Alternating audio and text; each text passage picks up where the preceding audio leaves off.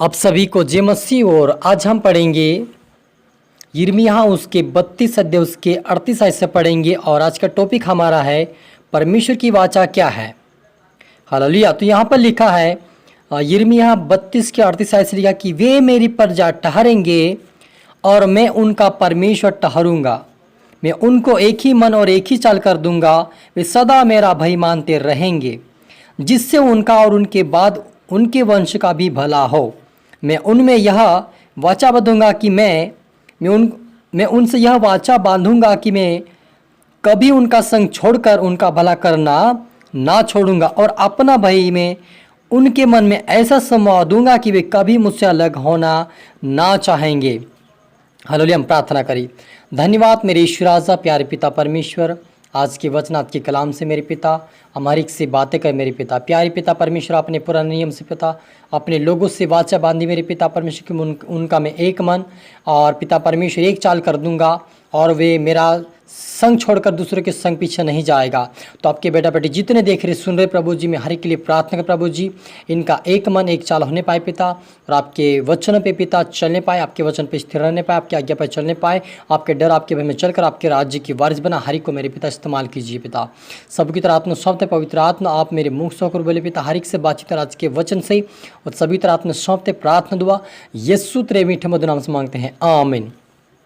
तो मेरे जीजो, यहाँ पर यिर्मयाह 32 के 38 आयत में पढ़ते हैं कि वे मेरी प्रजा ठहरेंगे और मैं उनका परमेश्वर ठहरूंगा, और मैं उनको एक ही मन और एक ही चाल कर दूंगा कि वे सदा मेरा भय मानते रहें, जिससे उनका और उनके बाद उनके वंश का भी भला हो। और मैं उनसे यह वाचा बांधूंगा कि मैं कभी भी उनका संग छोड़कर उनका भला करना ना छोड़ूंगा, और अपना भाई मैं उनके मन में ऐसा समवा दूंगा कि वे कभी भी मुझसे अलग होना ना चाहेंगे। मैं और जब हम मेरे अजीजों, जब हम नए में पढ़ते वहाँ पर लिखा है इब्रानी की पत्री उसके 8 अध्याय उसके 7 आयत से पढ़ते हैं। वहाँ पे कहता कि प्रभु कहता कि देखो वे दिन आते हैं कि मैं इजराइल के घराने के साथ और यहूदा के घराने के साथ नई वाचा बांधूंगा। उस समय उस वाचा के समान ना होगी जो मैंने उन बाप दादाओं के साथ उस समय बांधी थी, जब मैं उनका हाथ पकड़कर उन्हें मिस्र देश में निकाल लाया, और क्योंकि वो मेरी वाचा पर स्थिर ना रहे, इसलिए मैं उनसे उनकी सुधि ना ली। प्रभु यही कहता, लेकिन आगे प्रभु कहता 10 आयत में, प्रभु कहता कि जो वाचा मैं उन दिनों के बाद इजराइल के घराने के साथ बांधूंगा वह यह है कि मैं अपनी व्यवस्था को उनके मनों में डालूंगा और उसे उनके हृदय रूपी पट्टी पर लिखूंगा, और मैं उनका परमेश्वर ठहरूंगा और वह मेरे लोग ठहरेंगे। और हर एक अपने देश वालों को और अपने भाई को यह शिक्षा ना देगा कि तू प्रभु को पहचान, क्योंकि छोटे से बड़े तक सब मुझे जान लेंगे, क्योंकि मैं उनके अधर्म के विषय में दयावंत होऊंगा और उनके पापों को फिर स्मरण ना करूंगा। हालेलुया। मेरा जीजो, जब हम यिर्मयाह में पढ़ते हैं वहाँ परमेश्वर ने एक वाचा बांधी, और ये वाचा मेरा जीजो परमेश्वर ने मूसा से बांधी थी कि जब उन्हें परमेश्वर मिस्र देश से निकला था तो उनसे एक वाचा बांधी कि मैं क्या परमेश्वर कि मैं तुमसे वाचा बांधता हूँ कि मैं तुम्हें जो दूध और मधु की धारा बहती है वहाँ पर ले जाऊँगा। लेकिन वे क्या किया, उस वाचा पे वे स्थिर नहीं रहे, वो कुड़कुड़ा रहे थे, बुड़बुड़ा रहे थे। इसी कारण से वे सारे लोग जंगल में नष्ट हुए। जितने भी उम्रदार लोग थे वो नष्ट हुए, लेकिन जो 18 साल की उम्र के जो उसके नीचे के थे सभी लोग और कालिम और यहोशू इतने परिवार कनान देश में पहुँच पाए। जो निंदा और ठट्टे और परमेश्वर की बड़ाई नहीं, जो बड़े परमेश्वर की बड़ाई की, ऐसे लोग वहाँ पर पहुँच गए। वैसे ही आज परमेश्वर यीशु मसीह के द्वारा इस वचन की इब्रानियों के द्वारा बातें करता है कि उस वाचा के समान नहीं बांधूंगा जो पहले समय था, जो वाचा पे स्थिर नहीं रहे। लेकिन आप क्या कहता वो कि मैं आप बांधूंगा, इस्राएल के साथ वाचा बांधूंगा, वो यह वाचा होगी कि मैं अपनी व्यवस्था उनके मनों में डालूंगा। सच में रजीजो, यीशु मसीह के द्वारा आज आप और मेरे जीवन में उसका वचन आया, हमारे मनों में उसका व्यवस्था आई है, और इस वाचा को परमेश्वर ने स्थिर किया है क्योंकि वह सदा की वाचा है। और वे परमेश्वर चाहता है कि हम उसके वचनों का अपने हृदय रूप पे पट्टी पर लिख कर चले, उसके वचनों पे चले, उसके ज्ञान पे चले मेरे जीजो। इसीलिए परमेश्वर ने आप और मुझसे ये वाचा बांधी है।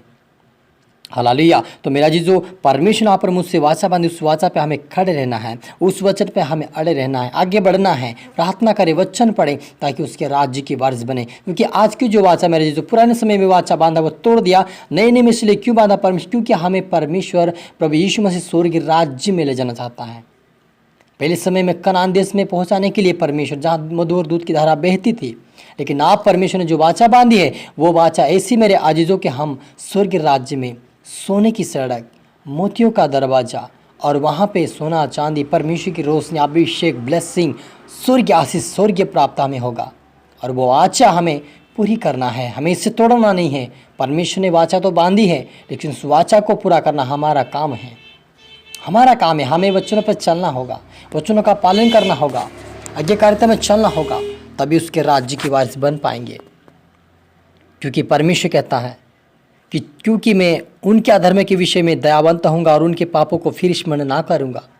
क्या यीशु मसीह आपके पापों को क्षमा करके आपको स्मरण किया कि आपके पाप है आपके अंदर? नहीं कहा ना, नहीं कहा। क्योंकि यीशु यदि आप और मेरे पापों के लिए मरा है, एक ही बार मरा है और एक ही बार आप और मेरे पापों की क्षमा हो चुकी है, तो हमें फिर से पाप में नहीं जाना है, फिर से गलत नहीं करना। क्योंकि परमेश्वर हमारे पापों की स्मरण नहीं करता। हम विश्वास से आए और जब हम पापी ही थे तो प्रभु यीशु मसीह हमें उद्धार दिला, अपने लहू से धोकर हमें पवित्र शुद्ध किया। तो हमें उसके पास आने के बाद बार बार बार पाप ना करें।